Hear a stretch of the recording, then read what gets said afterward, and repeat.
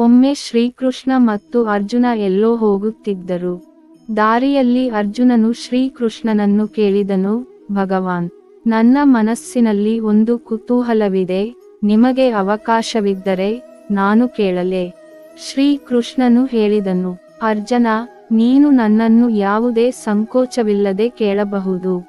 ಆಗ ಅರ್ಜುನ ಹೇಳಿದ, ನಾನು ಬಹಳಷ್ಟು ದಾನ ಮಾಡಿದರೂ ಎಲ್ಲರೂ ಕರ್ಣನನ್ನು ಏಕೆ ದೊಡ್ಡ ದಾನಿ ಎಂದು ಕರೆಯುತ್ತಾರೆ ಎಂಬುದು ನನಗೆ ಇಲ್ಲಿಯವರೆಗೆ ಅರ್ಥವಾಗಿಲ್ಲ. ಈ ಪ್ರಶ್ನೆಯನ್ನು ಕೇಳಿದ ಶ್ರೀಕೃಷ್ಣನು ಮುಗುಳ್ನಕ್ಕು, ಇಂದು ನಿನ್ನ ಕುತೂಹಲವನ್ನು ಖಂಡಿತವಾಗಿ ಪೂರೈಸುತ್ತೇನೆ ಎಂದನು. ಶ್ರೀಕೃಷ್ಣನು ಹತ್ತಿರದ 2 ಬೆಟ್ಟಗಳನ್ನು ಚಿನ್ನವನ್ನಾಗಿ ಮಾಡಿದನು. ಇದಾದ ನಂತರ ಅವನು ಅರ್ಜುನನಿಗೆ, ಓ ಅರ್ಜುನನೇ, ಈ 2 ಚಿನ್ನವನ್ನು ಹತ್ತಿರದ ಹಳ್ಳಿಯವರಿಗೆ ಹಂಚು ಎಂದು ಹೇಳಿದನು. ಊರವರನ್ನೆಲ್ಲ ಕರೆದರು. ಸರತಿಯ ಸಾಲು ರೂಪಿಸಲು ಹೇಳಿ, ಈಗ ನಾನು ನಿಮಗೆ ಚಿನ್ನವನ್ನು ಹಂಚುತ್ತೇನೆ ಎಂದು ಹೇಳಿ ಚಿನ್ನವನ್ನು ಹಂಚಲು ಪ್ರಾರಂಭಿಸಿದನು. ಗ್ರಾಮಸ್ಥರು ಅರ್ಜುನನನ್ನು ಹುರಿದುಂಬಿಸಲು ಪ್ರಾರಂಭಿಸಿದರು. ಅರ್ಜುನನು ಬೆಟ್ಟಗಳಿಂದ ಚಿನ್ನವನ್ನು ಕಿತ್ತು ಗ್ರಾಮಸ್ಥರಿಗೆ ನೀಡುತ್ತಿದ್ದನು. ಅರ್ಜುನ ಸತತ 2 ಹಗಲು 2 ರಾತ್ರಿ ಚಿನ್ನ ಹಂಚುತ್ತಲೇ ಇದ್ದ. ಅಷ್ಟೊತ್ತಿಗಾಗಲೇ ಅವನಲ್ಲಿ ಅಹಂಕಾರ ಬೆಳೆದಿತ್ತು. ಊರ ಜನ ಹಿಂತಿರುಗಿ ಬಂದು ಮತ್ತೆ ಸರತಿ ಸಾಲಿನಲ್ಲಿ ನಿಲ್ಲತೊಡಗಿದರು. ತುಂಬಾ ಸಮಯದ ನಂತರ ಅರ್ಜುನ ಸಾಕಷ್ಟು ಸುಸ್ತಾಗಿದ್ದ. ಅರ್ಜುನ ಚಿನ್ನ ಕೀಳುತ್ತಿದ್ದ 2 ಬೆಟ್ಟಗಳ ಗಾತ್ರ ಸ್ವಲ್ಪವೂ ಕಡಿಮೆಯಾಗಿರಲಿಲ್ಲ. ಈಗ ನಾನು ಇನ್ನು ಮುಂದೆ ಈ ಕೆಲಸವನ್ನು ಮಾಡಲು ಸಾಧ್ಯವಿಲ್ಲ ಎಂದು ಅವನು ಶ್ರೀಕೃಷ್ಣನಿಗೆ ಹೇಳಿದನು. ನನಗೆ ಸ್ವಲ್ಪ ವಿಶ್ರಾಂತಿ ಬೇಕು ಭಗವಂತ. ಪರವಾಗಿಲ್ಲ, ನೀನು ಈಗ ವಿಶ್ರಾಂತಿ ತೆಗೆದುಕೋ ಎಂದು ಹೇಳಿ ಕರ್ಣನನ್ನು ಕರೆದನು.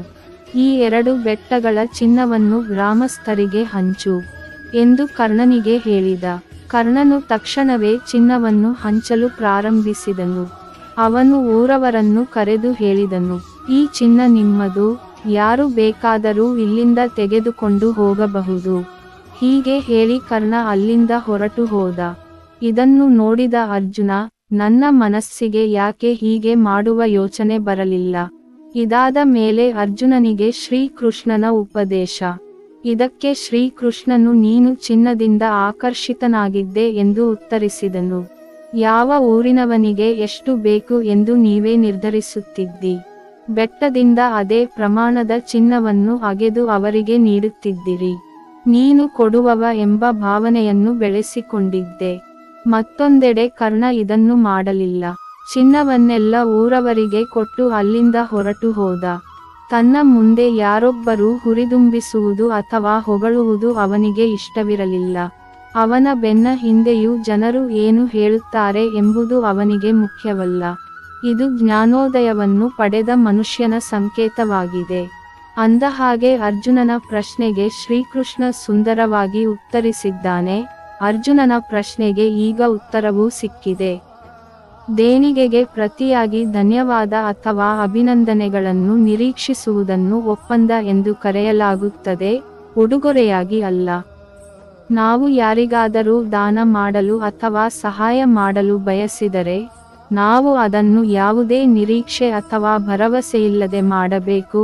ಅದು ನಮ್ಮ ಒಳ್ಳೆಯ ಕಾರ್ಯವೇ ಹೊರತು ನಮ್ಮ ಅಹಂಕಾರವಲ್ಲ.